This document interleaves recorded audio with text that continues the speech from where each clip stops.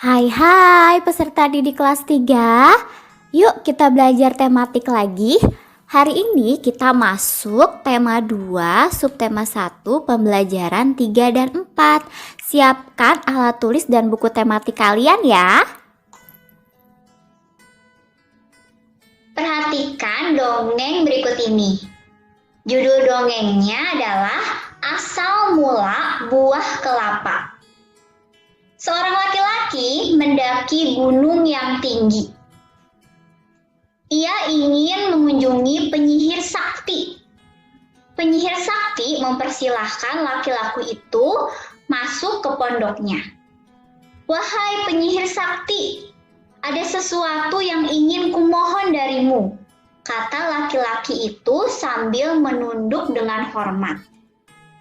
"Aku ingin diberi sesuatu olehmu, agar aku menjadi seorang yang sangat berguna bagi setiap orang."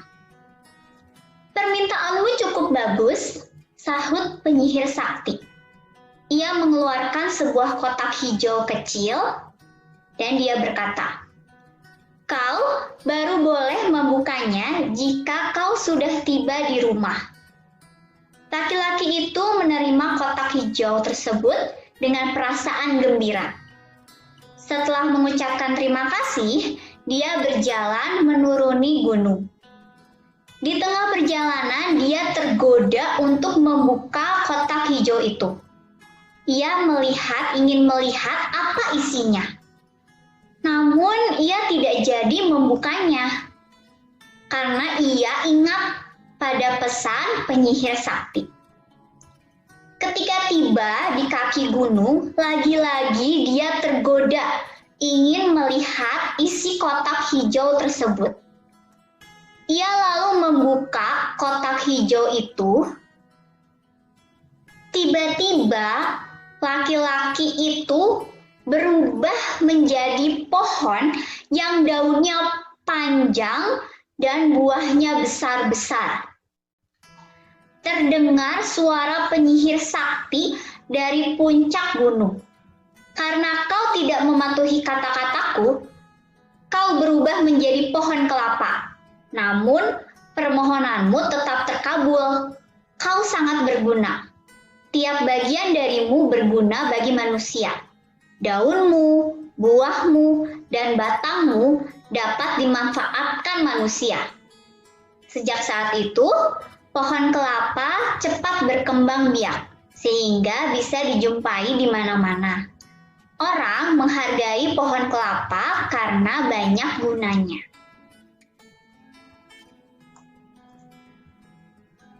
Apa pesan yang terdapat pada dongeng Asal Mula Buah Kelapa?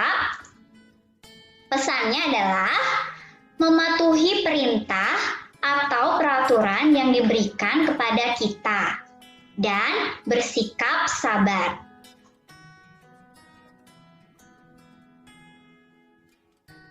Seorang pekerja menghitung buah kelapa di truk pertama sebanyak 425 butir.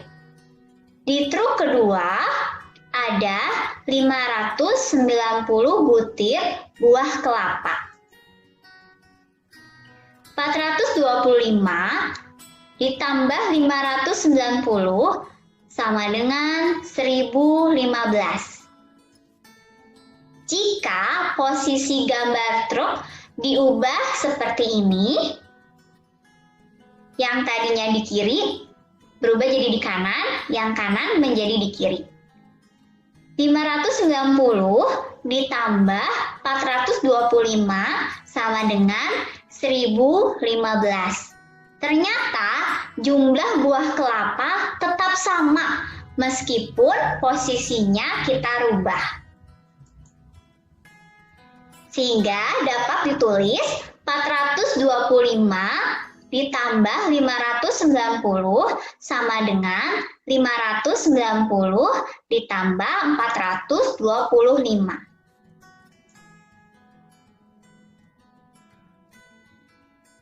Sekarang ada dongeng dengan judul Bunga Melati yang Baik Hati. Di taman bunga kerajaan, tumbuh berbagai macam tanaman bunga yang bunganya sangat indah. Para putri senang sekali memandang dan menciumi bunga melati. Hal ini menimbulkan kecemburuan dari bunga-bunga yang lain. Putri satu berkata, "Wah, indah sekali bunga-bunga di taman istana ini." Putri kedua berkata, "Hei, lihat bunga melati itu. Warnanya putih bersih dan harumnya semerbak memenuhi taman ini." Lalu putri satu berkata, aroma melati memang harum. Aku sangat menyukainya." Lalu bunga sedap malam berkata, "Aku tidak habis pikir, mengapa para putri suka sekali dengan dirimu?"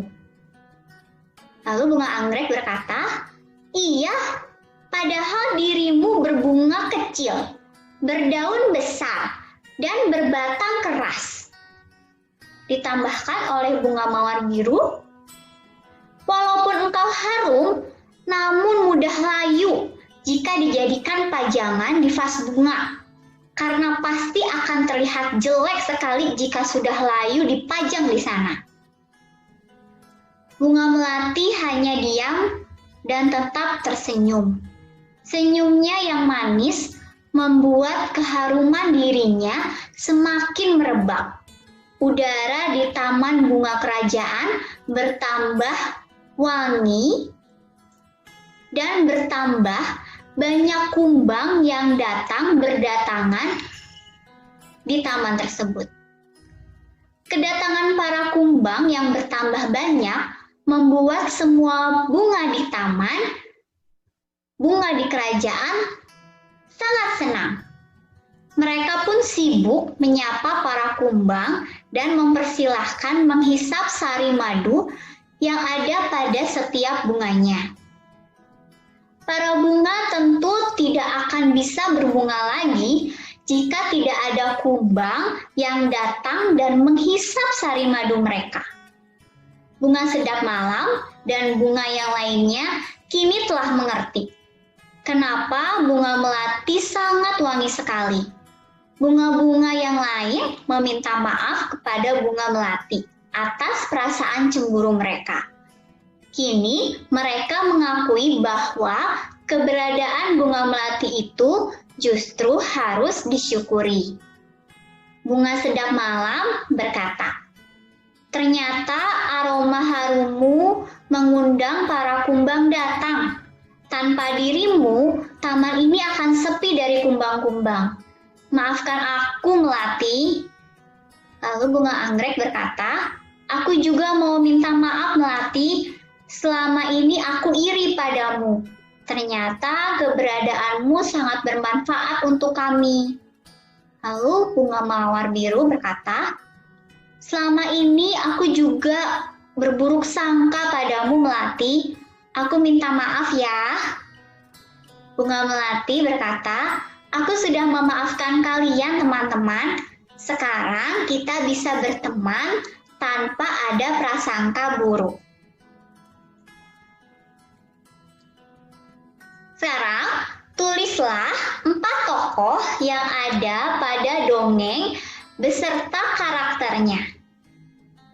Yang pertama, bunga sedap malam. Kedua, bunga anggrek. Ketiga, bunga mawar biru. Keempat, bunga melati. Karakter dari bunga sedap malam adalah iri hati tetapi mau meminta maaf. Karakter dari bunga anggrek dan bunga mawar biru sama seperti karakter bunga sedap malam. Karakter dari bunga melati adalah ramah dan mau memaafkan. Suatu hari, Dayu sedang merasa bingung. Ia telah memecahkan pot pajangan ibunya. Ia ingin meminta maaf kepada ibu tetapi takut dimarahi. Bagaimana seharusnya Dayu bersikap? Pernahkah kamu melakukan kesalahan? Apa yang kamu lakukan setelah melakukan kesalahan? Benar, ketika kita melakukan kesalahan, sebaiknya meminta maaf. Dengan meminta maaf, kita akan merasa lega. Hubungan dengan orang lain akan tetap baik. Untuk meminta maaf, diperlukan keberanian.